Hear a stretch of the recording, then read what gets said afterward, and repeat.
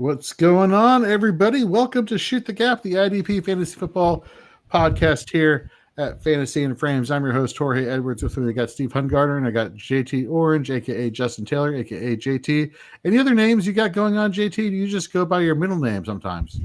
I think that's mostly what I go by. I'm sure people call me other stuff behind my back. So can't just do Justin, huh? Exactly. I had a buddy whose grandma called me Jason for the entire time I ever knew her. So I just went by Jason when I was around her. My friend told her like 20 times, it's like, Grandma, his name's Justin. She'd always call me Jason. I was like, it's fine. You're just a Jason. Well, I get the Jorge and I get the George, and then I'm like, no, like, and the thing is, the worst part is I'll like, it's like with like, let me not tell that story because that gets kind of controversial. But anyhow, yeah, I get George a lot sometimes, and so sometimes I try to make people go with like Ben, my middle name, and one Eastern European person once thought my name was Jorge, and I'm like, I'll take Jorge over George any day. Well, at least your name's not Jesus, and people going around calling you Jesus. You know that would be awkward. You know what? It would be awkward, like in the long run. I think for like the first week, I would have so much fun with it. You know what I mean? Like I would be like, bless you. I would find something like, somebody would sneeze, I'd be like, bless you, and I'd have like my name is Jesus or my name is Jesus sticker on my shirt. But that's neither here nor there. Put a question here in the YouTube chat earlier saying, how you all doing your IDP leagues? Epic fail, what's up? Starting to slow down. That's not good. Well, it's a good thing you're tuning in tonight, and hopefully you're checking out all of our contents on our respective sites at Fantasy and Frames, and then for Steve over at Fantasy Six Pack. And we're here. The season's not over. We're gonna get you. We're gonna get you over the hump. We're gonna get you to the playoffs, and then once you're in the playoffs, it's on. But let's get into some news and notes, and then we'll start getting into some plays and fades.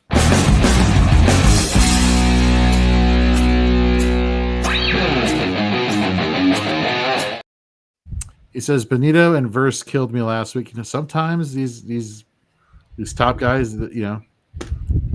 You know what I mean?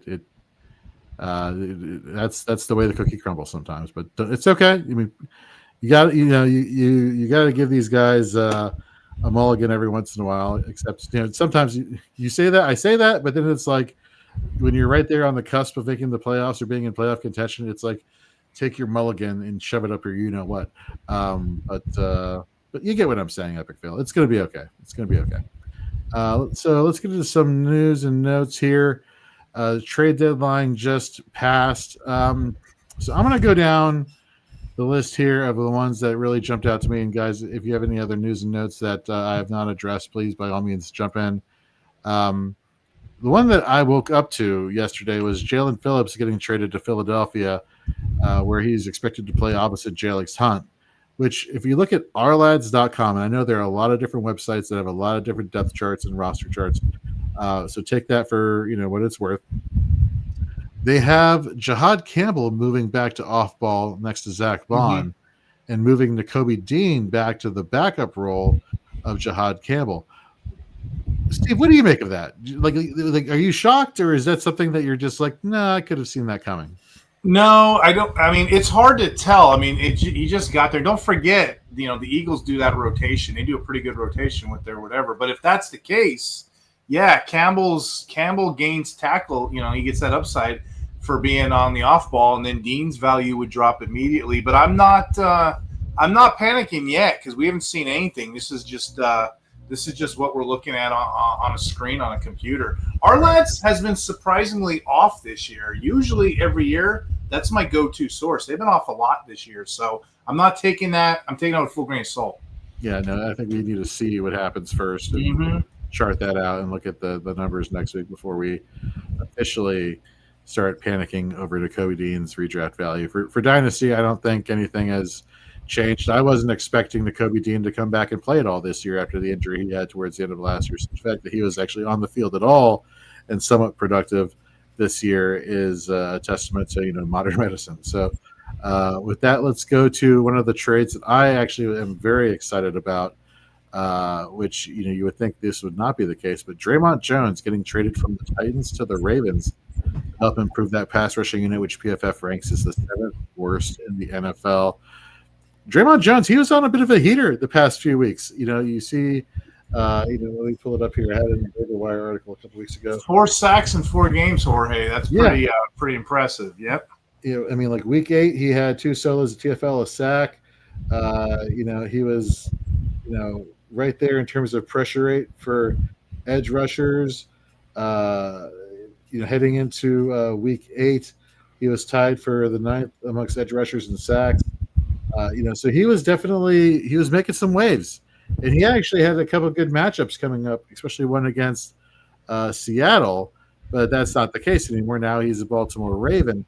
I still think this is a huge upgrade for their pass rush. And if the Ravens, what are they, 2-5 now after that win against the Dolphins last week? I mean, if this is one of those moves where it's like everyone's coming back healthy. Everyone's getting healthier. Like Roquan's getting healthier again. Lamar Jackson's healthy. They're bringing up more running backs like Keaton Mitchell to be, the 1C currently to Derrick Henry's 1A. But you see some pieces starting to fall in place where it's like, okay, let's maybe make a run at this. Let's see what we can do. Let's see if we can get into the playoff picture, playoff discussion, wild card discussion. And I think this is a fantastic move. This Ravens pass rush has been devoid of anything remotely resembling one of elite status. When Kyle Van Noy, and no disrespect to Kyle Van Noy, I'm a huge Kyle Van Noy fan just because of his longevity in the league. But if that's the guy that you're holding on to be the veteran anchor along this defensive line, that's not great. Mike Green, the rookie, like how much are we expecting out of him going forward to finish off the season? So I like this Draymond Jones pick. Originally, he was an interior defensive lineman for Seattle for a number of years, but then he switched to outside edge. He actually lost some weight in the offseason. They put him at edge, and he's just been thriving at that position. So really excited for Draymond Jones there for Baltimore. JT, this one's for you. Noticed on Twitter you had commented on the viral video of the dad telling his sons that Sauce Gardner was traded to the Colts, and the kid just tears in his eyes, like, I hate the Jets. I'm not a Jets fan anymore. What am I going to do with my jersey? And he's like, I'm going to get you a new jersey. It's going to be okay. And so Sauce Gardner, he gets traded to the Indianapolis Colts. You must be very happy. For IDP purposes, while he's not somebody that you're targeting in your IDP leagues just because of his shutdown corner reputation, aka opposing quarterbacks are not going to be challenging him. On the other side, however, Mekhi Blackman is someone who all of a sudden, he's somebody that you're just like, okay, well, if they're not going to be throwing to Sauce Gardner, they're going to be targeting Blackman. And Blackman, we liked him anyway, didn't we? We did. When Kenny Moore was out and he was in the slot, he was actually very productive for IDP. In tackles and plays. So now you have an opportunity where now you have more opportunities for interceptions, pass deflections, those aspects of fantasy point scoring versus just the tackle numbers he was getting in the slot. So this is an interesting move here. What's your take both as a fan of the Colts as well as for IDP, how this Gardner acquisition affects everybody down the chain? As a Colts fan, I like the fact that they've needed cornerback help forever. I mean, this secondary has just been absolutely brutal the last couple of years. They finally went in free agency, signed a couple guys. Gardner's the move. Now they're giving up a lot. I'm not going to lie here. They're giving up 2 first-round picks, and they traded A.D. Mitchell in the mix, so it's not like they got nothing. They got him for super cheap. Like some of these teams getting, swapping a 5th and a 6th. So it's like they gave up a lot for him from giving up 2 firsts. But I think we've seen the window it closes quickly for some of these teams. And the Colts right now are playing out of their mind. They're really, if you want to look at their roster, they were 1 shutdown corner away from being an elite defense. So I think if you're going to make a move and you're going to do something crazy and trade away picks, at least they went and did the right move. They went and got a young guy, not an old guy, a young guy that's dominant. I think it's perfect. Now, IDP-wise, like you guys said, shutdown corner, he's probably not going to help you much there. Mekhi Blackman's interesting, but you just mentioned who I think this helps even more is Kenny Moore. Kenny Moore in the slot, when he's been healthy, has been really solid this year. I think it helps him even more now, because you've got better corners behind him, which means they're going to be dumping the ball off a lot more. Kenny Moore's going to have a lot more opportunities to make plays, because they've been kind of avoiding him and attacking those outside corners. Now they're going to be like, do I want to really test it down the field as much? I think this helps out Kenny Moore. That video was unbelievable. I said in one of the comments, I was like, this is how I cried in the wrong direction when the Colts traded for Trent Richardson a couple years back. I was like, what are we doing? Like, tears. Oh, I still got PTSD from watching Trent Richardson just juke and jive in a gigantic hole and gets tackled for a 2-yard loss. Just blows my mind. But the good thing was, I don't know if you saw it, but Sauce Gardner saw the video. Did he? Pulled up 2 jerseys, is sending them to the kids. Signed 2 Colts #1 jerseys and is sending it to the 2 Jets fans in the video. He said, welcome aboard, boys. You can be a Colts fan with me. Follow me to Indy. And he sent him jersey, which I thought was freaking awesome. I also love the kid's response when he's like, I don't like the Jets anymore. I like the Colts. I was like, yeah, follow your favorite player, because that's how I was in basketball. I'm not that way, but in basketball, if my favorite player got traded, I was like, I'm just going to root for the team that my favorite player is on now. Like, I like that guy more than I like the team, so I totally understand for that kid. It was great. At least he was like, no, I'm sticking with my man Sauce. I was like, love it. So that was pretty cool of him to actually sign the jerseys, and he found out those where to send them and sent both those kids a signed Colts Sauce jersey. Plus, it was pretty cool for Josh Downs to give up his #1 to Sauce, which tells you something. You don't usually see players do that mid-year, just like in the middle of a season, and for Downs to switch numbers and give him the #1, I thought was even bigger number for Josh Downs to do that. Yeah, I think he slid to #2 and gave the #1 over to Sauce. So I thought that was pretty awesome. That I did not hear about him giving the jerseys, autographed jerseys to those kids. That's the story you want to hear on SportsCenter. You know, those are the things we need to hear about more about professional athletes in sports, because that is high class all the way. Speaking of the Jets, you know, they traded another piece of their defense. You know, Quinnen Williams goes to Dallas. This one's kind of interesting. You know, the Dallas Cowboys get shellacked by the Arizona Cardinals. Yes, I said the word shellacked from the 1950s, apparently. And, you know, they get shellacked by the Arizona Cardinals on Monday Night Football. Jerry Jones says, I got some big news. And then you see the early morning news that Logan Wilson from the Bengals gets traded there. Then they go get Quinnen Williams. So they're making some moves here. But unlike, you know, the Ravens, who I have more faith in them digging out of a hole, because I've seen them perform at an elite level as a team and do well and get to the playoffs. You know, yes, they haven't gotten past the Chiefs, but they've shown that they have the quality of players on the team to get them where they need to go. The Cowboys, while upgrading the linebacker position as well as the interior defensive line, I haven't seen the Cowboys do what the Ravens have done in previous seasons. You know what I mean? So it's one of those things where they're making some moves, but is it going to pay off? Now for IDP, you know, Steve, going to Logan Wilson, we've seen his snaps decreasing there in Cincinnati with Demetrius Knight and Derek Carter taking over as the top 2 linebackers there. What do you think is Logan Wilson's value now that he's with the Dallas Cowboys? Yeah, so the thing with Logan Wilson, not only is he leading, he's one of the top players in the NFL with missing tackles, he's also getting very slow. So that's another reason that caused him to the bench. The Bengals wanted to get younger. I don't know why the Cowboys are all in all of a sudden. Like, you think they'd want to be keeping those, you know, those early picks, but I guess they're trying all of a sudden. So the short answer here is Logan Wilson's the best thing they got. This is a move that's going to push Kenneth Murray out. Maybe not right now, maybe not the next game, but pretty soon. Kenneth Murray hasn't really been showing us much real-life football, not IDP. But I think this is a move that gets him in his 2-year, $15.5 million contract at the door.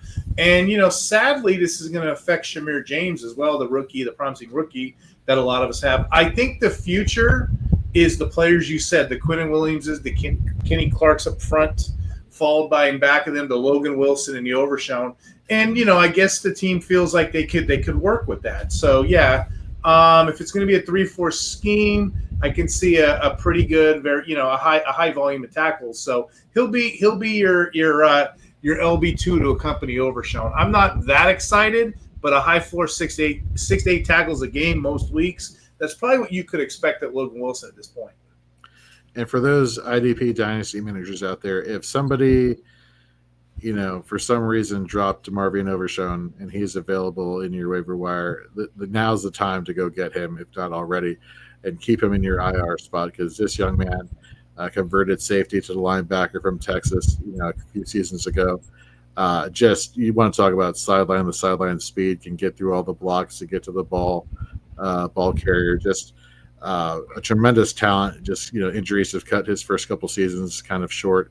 But, but talk was had that, Overshown could have come back to start the season. He was progressing like that, similar to Nakobe Dean and how quickly he's been recovering from his injury. And the fact that the Cowboys have kept him out, I think is smart for his longevity. Just give it more time, because I don't think he had that injury until I want to say it was the double digits in the NFL season in terms of weeks last season. So, I'm right there with you there, Steve. I want to give a shout out to Philip in the chat with an awesome donation. Philip, you have been so supportive of us here at Fantasy and Frames. We really appreciate you. And if there's anything, if you want to DM me some information, I sent you some swag. I think if I did already. Let me know if you got it already. If not, I'll send you some more. But thank you very much for the donation. Got Epic Fail, still holding Overshown in my IR. Smart person. You're a very smart person there, Epic. Let's continue on with some news here. Ernest Jones, while the Seahawks were utterly destroying my Commanders on Sunday Night Football, Ernest Jones, who I have in a number of redraft leagues at my top linebacker position, had the nerve to get injured. Can you imagine that? Like, who are you, Mr. Jones? No one told him to do Jerk. that. Such a jerk, Yeah, I know, right? Totally kidding, of course. But with that being the case, he did get in a limited practice today. We did. That is a good sign, obviously, but we still don't know what's going to happen if he does not go this week and they keep him out another week. We saw Tyrese Knight fill in and played alongside Drake Thomas, who I was pretty high on Drake Thomas. He was one of my big waiver wire ads for the past couple of weeks over at Fantasy and Frames, and I saw Jaden Daniels running to the right side of the end zone in the fourth quarter. I saw Drake Thomas going for a tackle for Jaden Daniels, and then I saw Jaden Daniels' arm bend in a way that it shouldn't bend, and that is forever stigmatized Drake Thomas in my head as like, you bastard, you assisted in the freakish injury that occurred to Jaden Daniels, knowing full well that is a freakish injury and therefore he should not be chastised by me or anybody else. But that's the stigma I have in my head now. So every time I try to insert Drake Thomas into my lineup where I talk about Drake Thomas, like the back of my head, I'm just like, Jaden Daniels. That was wrong. But those are things you can't forgive, Jorge. You can't forgive. You're like, nope, gonna hate him for the rest of his career now. I have to feel the same way as a couple other players. But I got a quick question for you guys. Yeah. If you already have Knight on your roster, but you don't have Ernest Jones, do you add Drake as well? Would you take Drake Thomas as well? Or if you already have Tyrese Knight, you just hold him and possibly play Knight instead of adding both of them?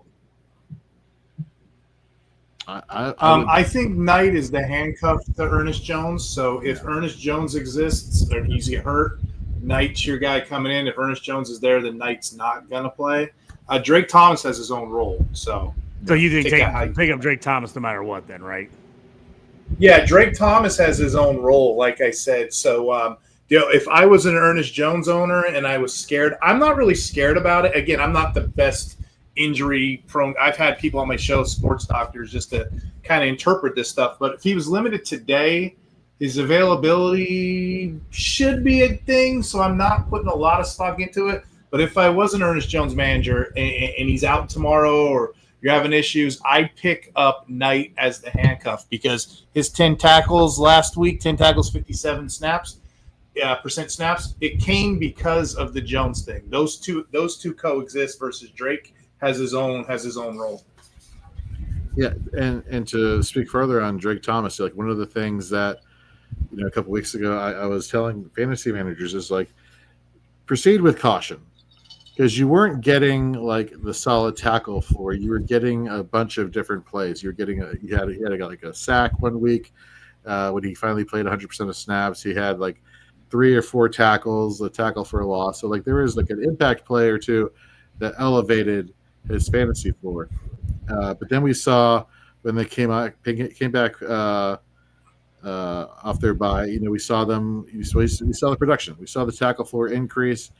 We saw some of the other IDP metrics still hover where they were previously. So yeah, I love Drake Thomas. I think he's an excellent linebacker. So I'm with Steve right there. Philip has a question in the chat. How are you feeling about Jalen Phillips? Love it. I freaking love. He just got added to some defense that now should be discussed as potentially on the front end one of the best defensive units, both at linebacker and at defensive line. J.Alex Hunt has been getting better and better each and every week. And now you add somebody who is just, a couple seasons removed from being one of the, young bright stars at the defensive end position, edge rusher position.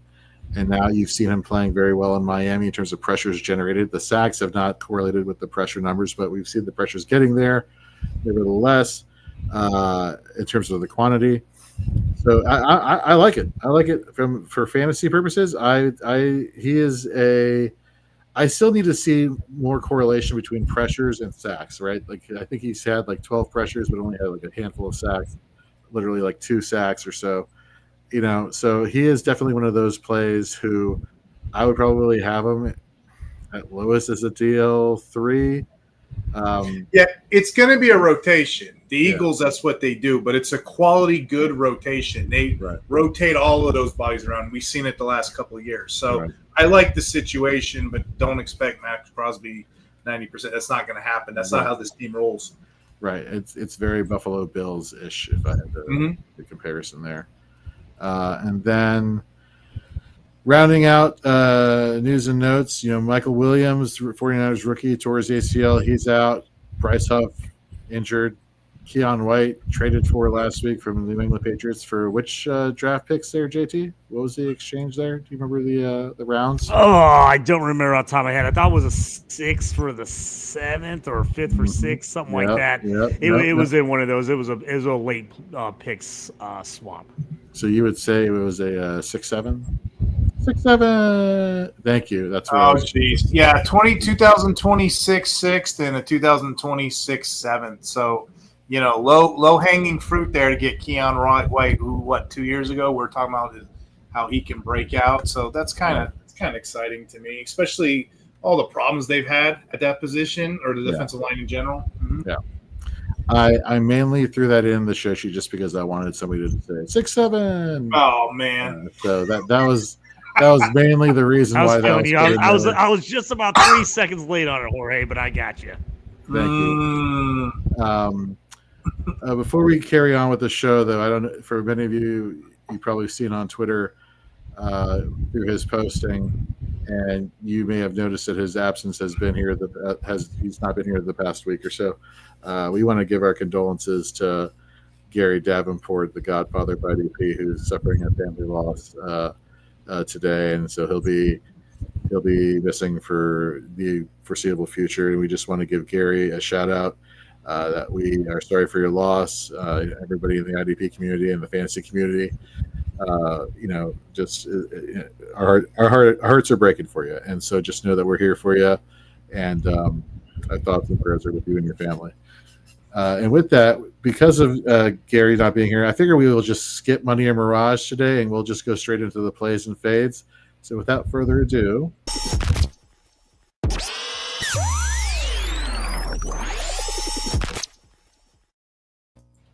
all right. Well, as we do it every single week, we're going to do plays and fades. We're going to do all our plays first and fades second. Our criteria for defensive lineman is outside of the Fantasy Pros ECR for Week 10, top 12, outside the top 12 for DLs, outside the top 24 for linebackers and outside the top 12 for defensive backs. So let me get us started here. I'm going to go with the defensive lineman 28 here, Chase Young versus the Carolina Panthers. The past 3 weeks, Chase Young has amassed 10 total pressures and 3 total sacks for a pressure rate of 18.2%. The Panthers, since week 7, have allowed the 6th most points per game average to defensive ends. Now, granted, this has been coming from, the other, IDP metrics we don't like to talk about, right? Quarterback hits, TFLs, tackles, tackles for a loss. Or I said that already, TFLs and tackles. The sack numbers necessarily have not correlated to the pressures that the offensive tackles have been seeing, but that's okay. We've talked about, several players over the past couple of weeks that, they've had a good tackle floor and the sack numbers may not be there, but like the Alex Wrights and the Montez Sweats, what's separated them the past few weeks has been their tackle numbers elevating their fantasy floor. And then when they hit and get a sack, that just is the cherry on top. So expect the same type of productivity from Chase Young this week. He has by far been the best and most efficient pass rusher for the New Orleans Saints. So take him and insert him into your lineups versus Carolina this week. Steve, who do you got for us at DL? So at DL, I'm going down to DL 42. We got Yaya Diabli. He's playing against the New England Patriots. If you look at the last couple of weeks, he's been very serviceable. He's been stringing together some good games. He's got 4 sacks in the season, but really 3 of them came in the last 3 weeks. So he's going against New England. They rank 22nd in pass block win rate protection. So they got issues there. They got holes on that whole offensive line. You got rookie Drake May, who's been sacked 34 times already. Just to put that in comparison, that's the 2nd worst in the league, only behind, Cam Ward, who's been running for his life with 38. So just the idea of Yaya, because, anybody on that team could probably, eat this week, but the idea that Yaya has been finding rhythm the last couple of weeks and improving on his pressure metrics, and he'll get a consistent snap share, so he primary attacks from the right side, and that's where the Patriots struggle the most. So I think that's going to be that's probably something right now that not too many places are talking about right now. But I think Diabli has a chance this week to make impactful plays. What I say is DL 42. I see him as a DL2, possibly DL3 for the week, but he's certainly not a DL 42. So I think that's a mistake in week 10 anyway. All right. JT, who you got for your DL play this week? I'm going with Will McDonald from the Jets. They moved some players. They've been counting on him a little bit more coming off the bye week. Prior to the bye week, he got his first sack since week 1, and he also saw a season-high 71% snap percentage. So much like Steve saying with Yaya Diaby at 42, Will McDonald right now is at DL 43. I think he can be a guy that you can get in there as your second D end this week, or a third guy, depending on what your league you're in. I have a few leagues where I'm hurting just a bit with injuries and some other stuff at D end. I think Will McDonald's a guy I'm going to plug in this week. They've got a pretty solid matchup going against the Browns. So far, the Browns, 21 sacks they've given up this year so far. Like I said, McDonald, 2 sacks in week 1, finally got back on the board 2 weeks ago. They were coming off the bye week, and that 71% snap percentage. They moved Quinnen Williams. They got, there's some stuff there. I think he's going to see some more stat percentage. This is 2 teams with horrible records. I think they're doing 7-1-7 right. So I think there's going to be I think this is going to be a little bit of a funky game, kind of like it was with the Bengals pre-bye. So I think there's going to be some opportunity there for McDaniel. It's a little bit of a gut reaction for me going with him this week, but I do like Will McDonald. I am going to go with him this week. I think he can get home once again. All right. Let's head over to the linebacker position. For me, I'm going to go with the linebacker 27 for Fantasy Pros Week 10 ECR, Peyton Wilson. Pittsburgh Steelers going against the Los Angeles Chargers. 25 total tackles over the past 3 weeks, with 13 coming off of playing on 85% snaps, with a tackle efficiency of 17.9%. The Chargers are allowing the fourth most points per game average to the linebacking position since week 7. And, with the Chargers losing Rashawn Slater in the preseason, losing Joe Alt this past week, first of all, play all your Steelers against the LA Chargers this week. Like your Highsmiths, your Watts, not that I have to tell you to play TJ Watt, but you get where I'm going with this. Play as many Steelers as you can outside of Patrick Queen. And even Patrick Queen, you could probably do something good for you. But for me, it's Peyton Wilson. Cole Holcomb, he did not play last week, which is why we saw the uptick in snap percentage. But it's hard for me to imagine that Pittsburgh's going to take him, referring to him as Peyton Wilson, off the field, given what he's been doing. And, we've seen the snap percentage increasing over the past 3 weeks. And with the situation at offensive tackle for the Chargers, they have to run the ball. They have to take the pressures literally off of Justin Herbert's shoulders. So Peyton Wilson is, in my opinion, going to be the primary beneficiary at linebacker here for Pittsburgh. He's definitely somebody you should be inserting as an LB2 for your fantasy rosters this week. Steve, who do you got at linebacker? I have Christian Roseboom, LB34 Fantasy Pros. I think people are afraid of him. The metrics aren't good. He lost his green dot. When you really look at it, he played 76% of snaps. He's still getting an every down role.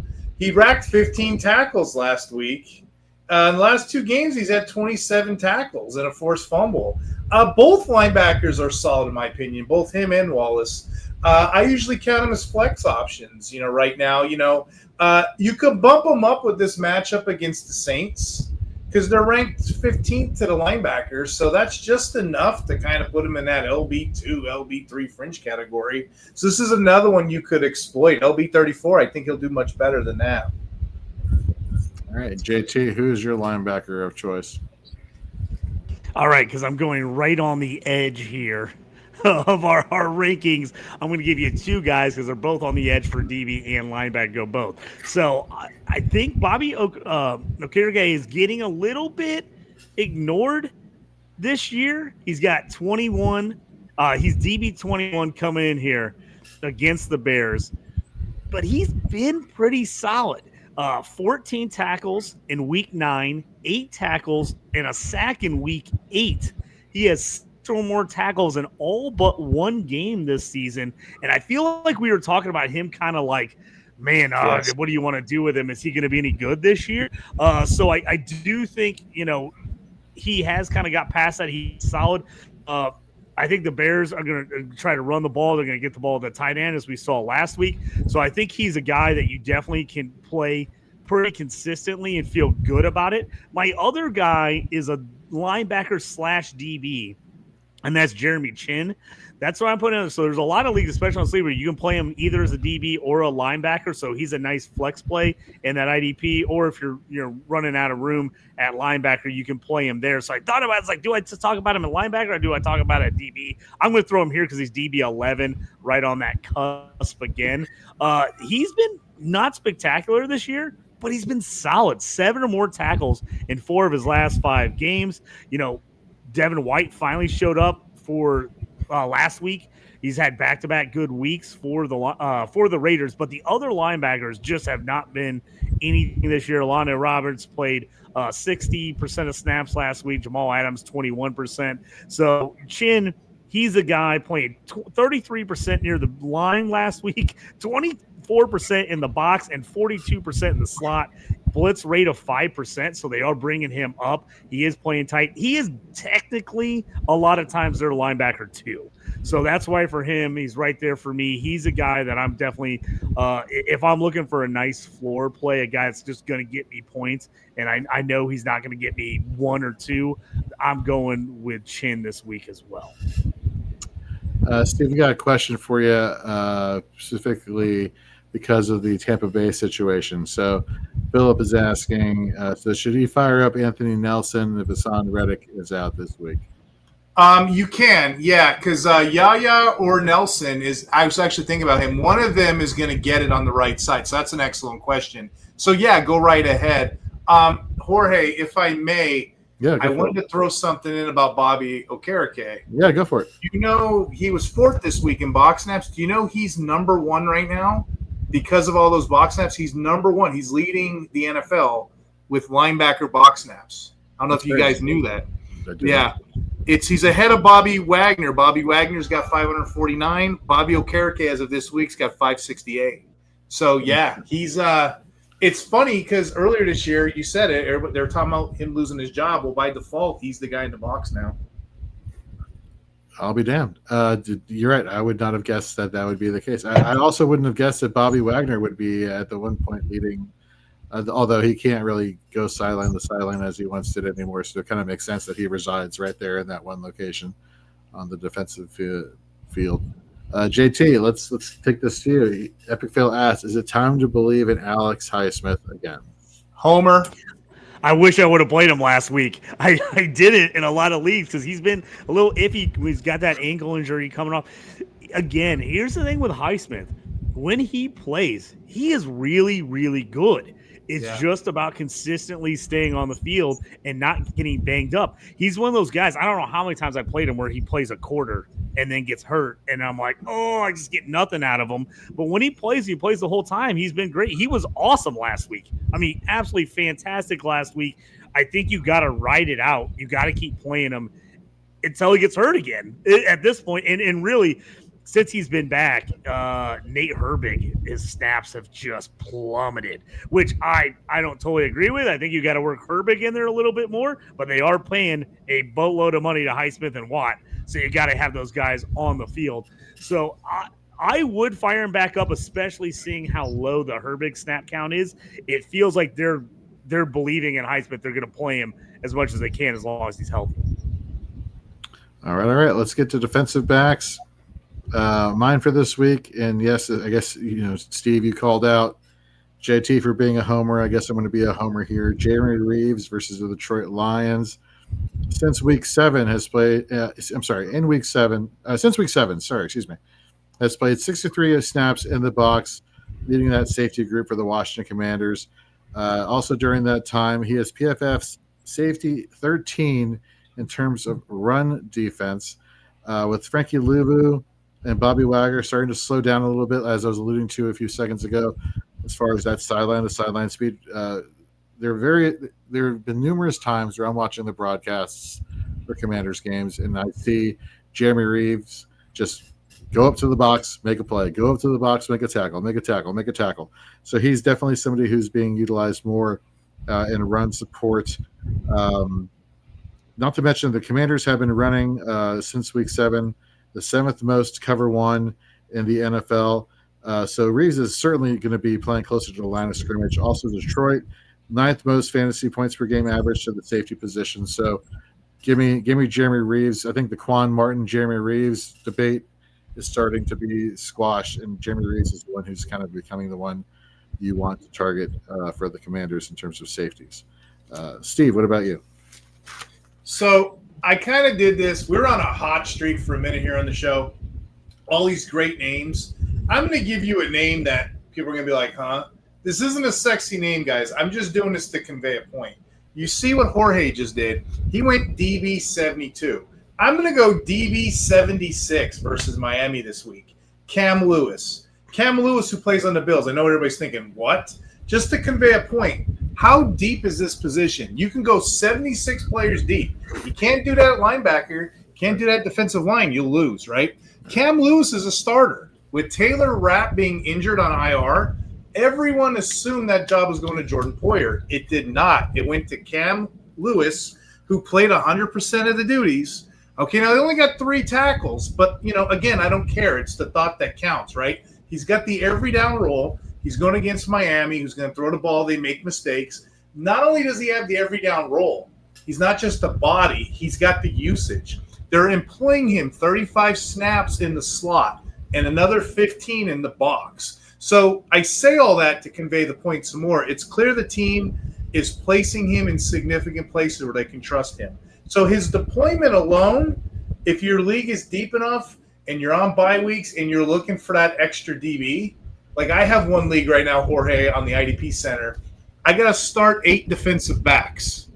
8 defensive backs. It's a 20-team league. This is a guy I can pop out of anywhere, and you get 4 points of pass deflection. So if you're in leagues like that aren't shallow, that are a little unique, a DB 72 like you have, or a DB 76 like I have, sign me up for those. You can get these guys all over the place, and they appear all year round during the season. This is just another example of it. You know, I was going through the Fantasy Pros scoring for a defensive back, and you look at like the DB 36 to like the DB 60, and literally it's a tenth of a point that's separating all these guys. It is ridiculous. And DL2 isn't that far off either. DL2 to like DL20 to DL50. DL2 to Yep, absolutely. Yep, it's really the linebackers that there is a clear, distinctive drop off. If I had to pick one, you got a puncher's chance if you get an elite defensive lineman, at least one, and volume based linebackers the rest of the way. Usually. Usually. Mm-hmm. Oh, sure. JT, who's your play at defensive back? I'm not going as far deep as you guys back in the 70s, but I'm going to go with DB 38, and that's Jonas Sanker. Tied a season high with 8 tackles last week versus the Rams. He's got 5 or more tackles in 5 of the last 6 games, also adding 4 passes defense, an interception, a fumble recovery in those 6 games. Bryce Young was awful last week. Xavier McKinney had a monster week. 9 tackles, a sack, a pick, a pass defense for DB, number 1 overall. I'm saying fire up Sanker. I think Sanker can have a similar type performance this week for the Saints against Carolina. I was kicking myself hard. I outthought myself and sat McKinney in a couple spots last week, and I was like, what am I doing? I just sat the DB1 for the week in like a couple leagues. So I'm not gonna mess with that this week. You gotta get Sanker in your lineup. This is a juicy matchup for him, and he's been really solid lately for the Saints. You know how first of all, love that take, love that pick, love all of our plays for the week. For a peek behind the curtain, folks, you know you're dealing with some pros who do podcasts when you can have your own side conversations that are completely inappropriate and maintain a straight face while you're having these side conversations live on screen during a video show. Kudos to all 3 of us, gentlemen.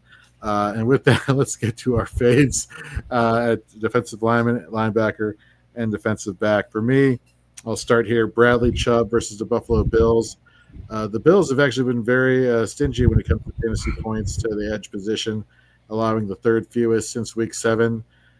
For me, the guy who was the alpha edge rusher here was Jalen Phillips because he caused so many pressures. He was tallying so many pressures, and it's one of those things where Bradley Chubb is just not a well-graded pass rusher, according to PFF.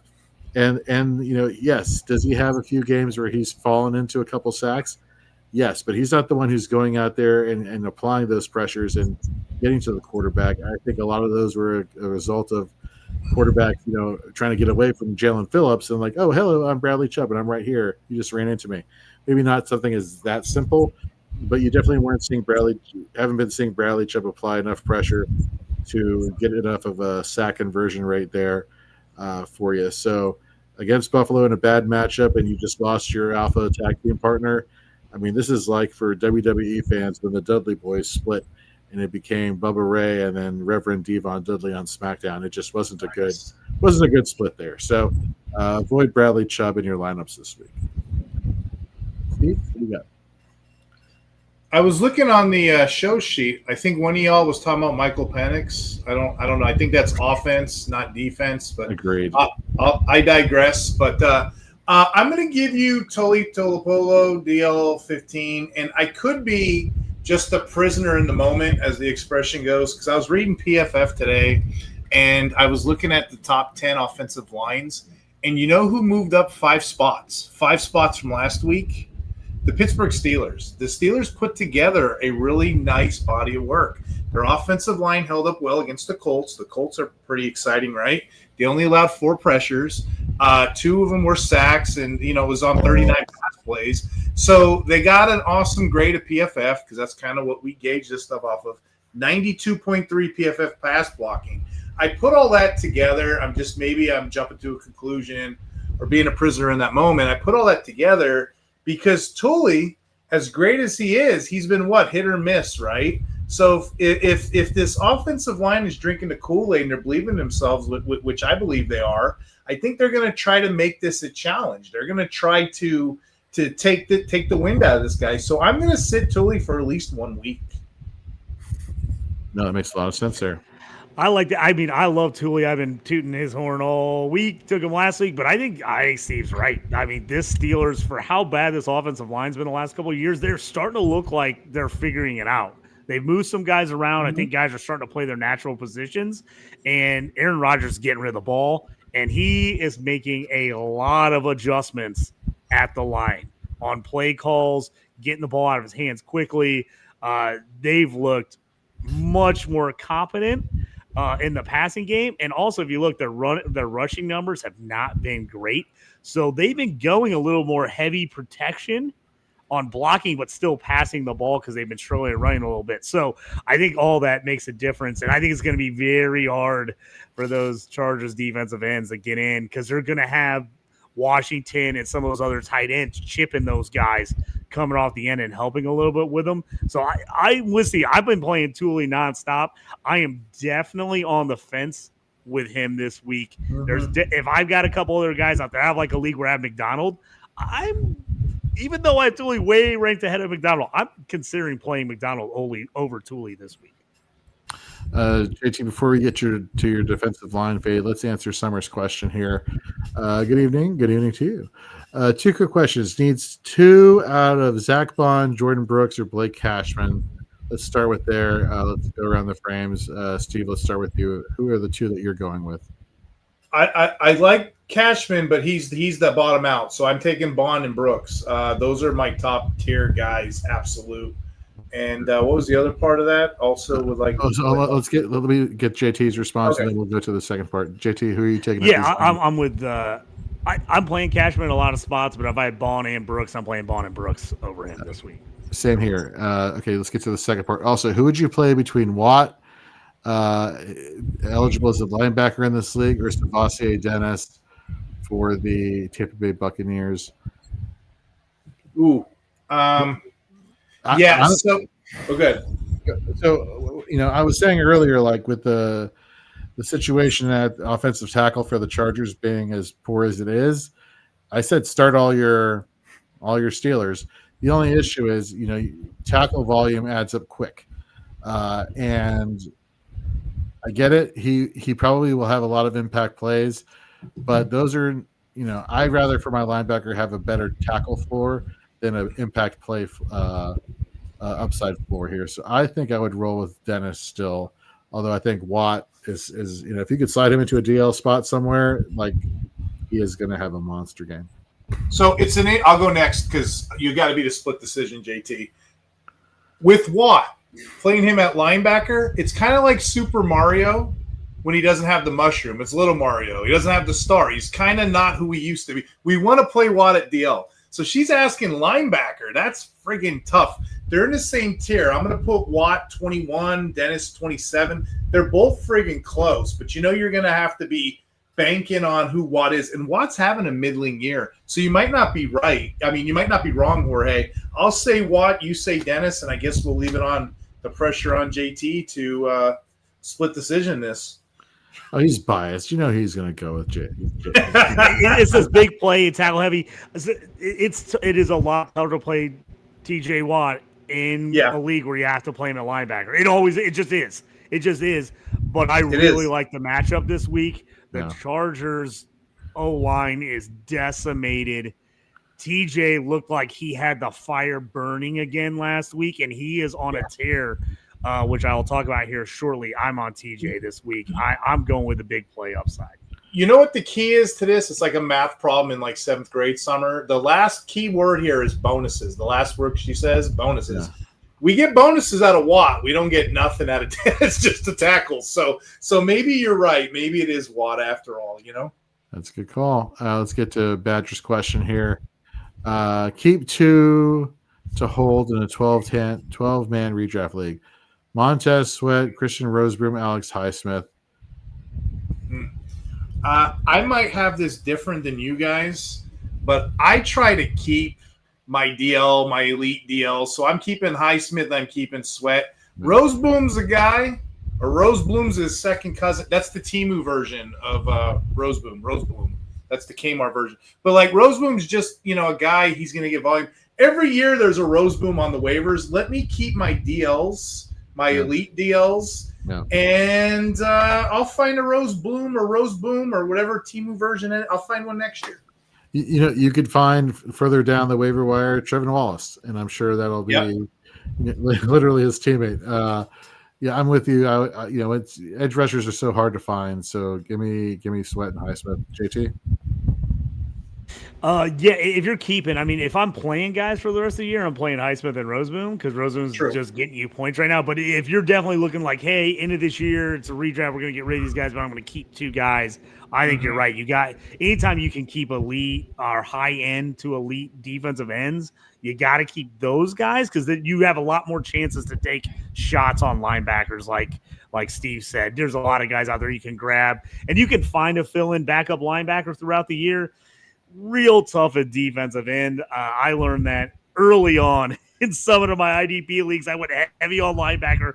I basically was like, DN. Not a lot of points. I'll get guys. And I was like scoring zeros all year at DN because I was playing guys that were playing 35% snap share. And I was like, never going to do that again. You got to get playable DNs so you're not just scoring zeros.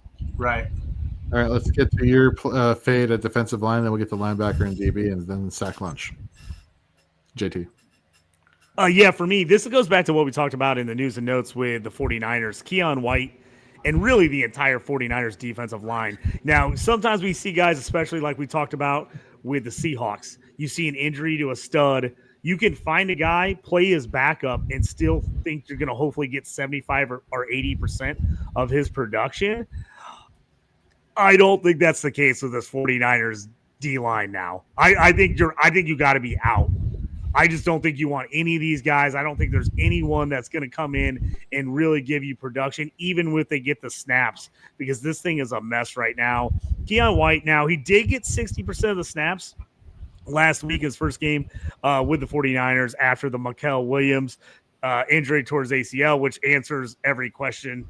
Jorge, that means you talked about Mikael Williams the last couple of weeks, so that answers that. You don't need him, get rid of him. I was told it was a possible hold, but right now, if you have IR spots, you throw them on the IR. If not, just dump them at this point. But also, not only that, the Rams are just not a good matchup. Matthew Stafford, they've been protecting him, doing an excellent job keeping him upright this year. He's only been sacked a total of 5 times in the last 4 weeks. So the teams aren't really getting home against him, and I don't trust Keon White that all of a sudden we're going to see that burst that we saw almost a year and a half ago at the very beginning of the season for the Patriots, where he had that great start and we haven't seen anything from him since. I'm just not buying it. So I'm out on White, even though he's going to see the snap share. And then just the whole rest of that defensive line, there is not a single name in there that even gets me remotely excited. I think I'm just passing on this Niners defense right now. It's an absolute mess over there. Injury riddled like we've never seen. It's been brutal for that team. For a team that 2 years ago people were considering probably the best unit in all of football.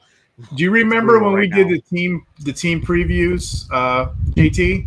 We're like, they don't really have much anyway. They had a soft schedule. Now they have the backups to that. They don't have much anyway. So, all right, good call, guys. Let's go to the linebacker fade. For me, it's Dre Greenlaw versus the Raiders.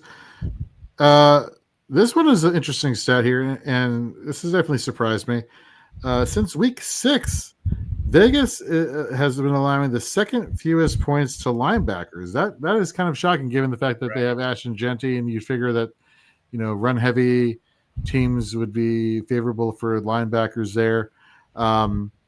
His game back from suspension this past week, we saw him just playing 37% of defensive snaps. He and Justin, it's not Strand, it's Stranad. I don't know how to pronounce it. It's spelled oddly. We're currently splitting snaps. last week. Until there's some stabilization where we're seeing Dre Greenlaw move up into firmly being an LB2 for this team, playing 75 to 80% of snaps, I'm not going anywhere near him. I know people who are big Dre Greenlaw fans are just like, man, I want to start playing him. When can I play him again? He was so dominant when he was with San Francisco a few years ago. Hold on. But you could toss him back into your waiver wire pool, and I guarantee you that he's probably still going to be there until business picks up. Steve, who do you got at linebacker for a fade? Yeah, stop me if you heard this one. Zaire Franklin, right? We're fading him. LB24 still in Fantasy Pros. He is playing the Falcons. It's a good matchup, and he does play every major snap.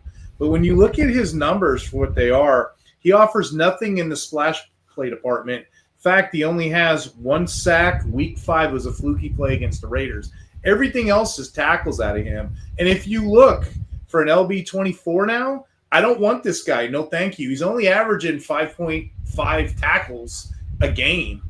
You can do so much better, especially at LB24. So I'll pass. All right, JT, who's your linebacker fade this week? A guy that most people are probably playing because you probably don't have a better option, but has been extremely disappointing, especially from where you probably draft him in redraft and what you got invested him in Dynasty. But that's TJ Edwards for the Bears. Going against the Giants this week, no Cam Scatterbo, which you figure they would just be pounding the rock with him. They're going to work Tyrone Tracy in there, but they're also going to work him more in the passing game. TJ Edwards, it's just tough. He's got 11 tackles in the past 2 games total combined. Out of those 11 tackles, only 2 of them solo.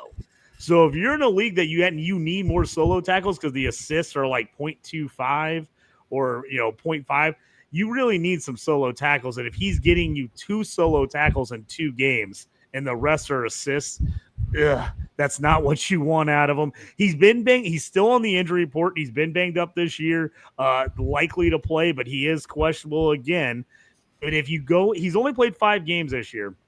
He only has, per Fantasy Pro scoring, 1 double-digit outing this entire season. For a guy that most people, preseason would have had to rank top 10, at least top 15 guaranteed. So at LB17 right now, still, that's him dropping because of the production hasn't been great, but he was ranked a whole lot higher than LB17 all year. To me, if I had a Christian Roseboom on my team, I'd play Christian Roseboom over TJ Edwards right now. I know he's 20 spots lower, 30 spots lower, but I don't know how you're not playing a Roseboom over him when you look at the production. I mean, you just take out the names and just put their production up on a screen. You're going, oh, I'm starting that guy, player B, every day of the week. And then you show the names. You're like, oh, I'm starting Christian Roseboom or TJ Edwards. Yes, I am. So TJ Edwards, if I've got better options, I'm sitting him until he gets right because it hasn't been there for him, the production this year. Let's answer this question really quickly, then we'll wrap up the show with the defensive backs and sack lunch. Nadir Media says, I offered Marcus Jones, Jalen McMillan, Mixon, Vidal, and a third for Kyron and Buddha. Help you make it a smash accept offer. Honestly, I wouldn't ask for Buddha Baker. What has he done for you this year? Not much. And I think this is a situation of name value, maybe blinding people. I think there is some concern with Mixon, McMillan being on IR. So it's really Marcus Jones and Vidal for Kyron and a third. If you bump that to a second, that would probably do it, and not ask for Buddha Baker. I think that would probably make the owner be like, yeah, I'll make that trade. So, all right, let's. Aiden's in the chat. He says, which by the way, Aiden, just want to let you know that your Buffalo Bills are second in the AFC East, not first. He loves to hear that. Is Keon White worth picking up now with Michael Williams tearing his ACL? No.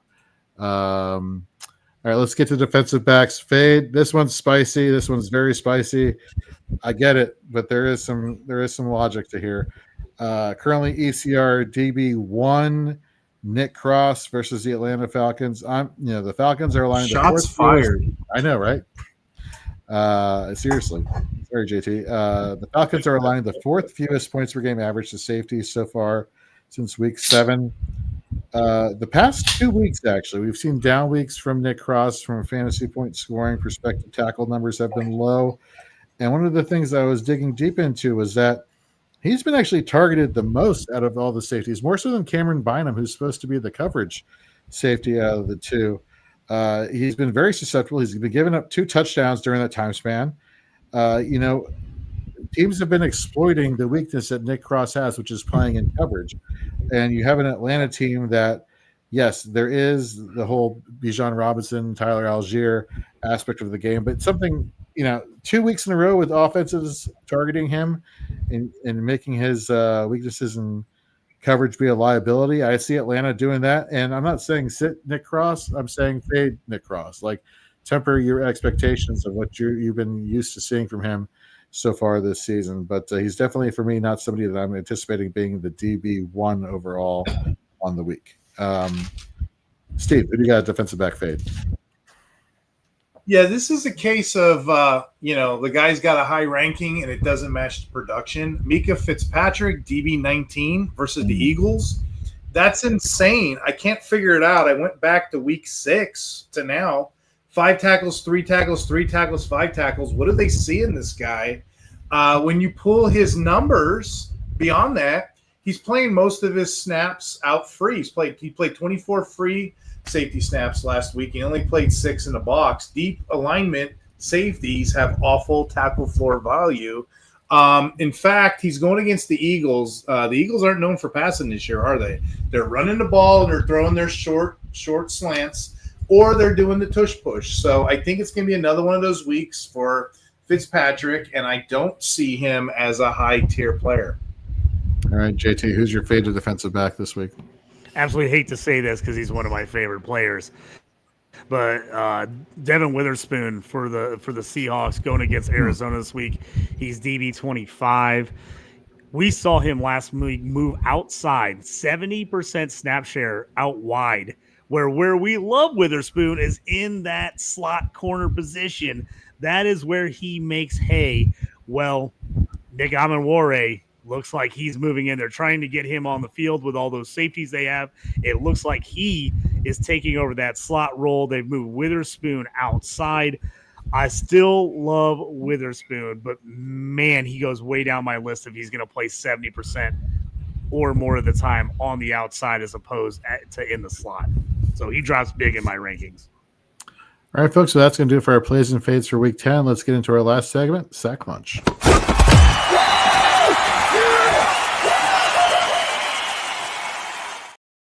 All right, as we close out every show every week, we give you a player that we predict will have a sack on the week. The running total of where we're at, let's just say Steve is up by a lot. So in terms of points and separating him from everybody else. So I'm playing catch up this week. I've gone for a lot of upside plays. Some have hit, most have not. So I'm going to go with more of a sure thing this week. My guy this week is Aiden Hutchinson versus the Commanders. Just because it's Aiden Hutchinson versus the Commanders and Marcus Mariota. So that's the rationale I'm going with. Steve, who do you got this week? I'm going Nick Bonito of, the Broncos playing against the Raiders. He's going on 3 games with the goose egg, no sacks, but I believe he's overdue. This Raiders offensive line, they're on pace right now to give up 42 sacks on the season. Something neat I wanted to share with you guys, little fun facts. Denver's defense has been phenomenal against sacks. They lead the NFL with 40, 12 more than the second net best team to them. I did the math. They're on pace right now to hit 72 sacks. Why is that significant? That would tie the all-time sack record with the 1984 Bears. Oh, wow. It could be anybody. Yeah, it could be anybody who gets the sack this week. I'm going to go with Bonito because here's another fun thing. He's got 7 sacks already. That's better than the Bears with 5, the Panthers with 5, the Ravens with 6, the 49ers with 6, Jets and Titans with 7, Eagles with 7, Jaguars with 7. That's better than That's better than 8 teams in the whole entire NFL. So now he gets a sweet matchup, and Sharp Football Analysis ranks him the 22nd offensive line out of 32 teams. It just correlates to me. I'm going to play Nick Bonito this week. All right, JT, who's your guy for sack lunch this week? To be completely honest with you guys, I was looking at this, and my first pick was Hutchinson. My second pick was Benito. So I was like, okay, I got to go to somebody else because you guys already had him on the sheet. So I was like, all right, got to move down my list to my third guy. And I realized he's the last Steeler I haven't used. Got to use him. TJ Watt, haven't used him this year. Going against the Chargers, like we said, pretty banged up. He's got 4.5 sacks in the last 5 games. This O-line for the Chargers gave up 6 sacks to Tennessee last week. And guess what? Steve just said it. 7 sacks on the year. They were a good pass rushing team all season, and they got 6 sacks last week against the Chargers O-line. Dude, remember my take earlier? Remember my take earlier how bad Ward and May are? Herbert's third right behind him. He's giving up sacks. That's a good play. All right, folks. Well, that's going to do it for Shoot the Gap. We got Fourth and Frames coming up next. That'll answer your questions on offense. So great show, gentlemen, as always. Thank you, everybody who's participated in the chat. If you have any other questions, make sure to hit us up. You can find me at Jorge B. Edwards on X. You can find Steve at IDP Hunter. You can find JT at JT Orange. Head over to fantasyandframes.com. Check out our rankings with offense and IDP. Check out our waiver wire articles for offense and IDP. Our plays and fades for offense and IDP. You're getting the trend there, folks. And then, of course, you can always tune in on Sundays from 9 a.m. to 12 p.m. Eastern with myself, Nate Markham, Andy Behrens, and assorted guests for the Fantasy and Frames Sunday pregame show. And then we're right back here at 9 p.m. Eastern each Wednesday for Shoot the Gap. So for Steve, for JT, I'm Jorge. You all, thank you very much. Good luck this week.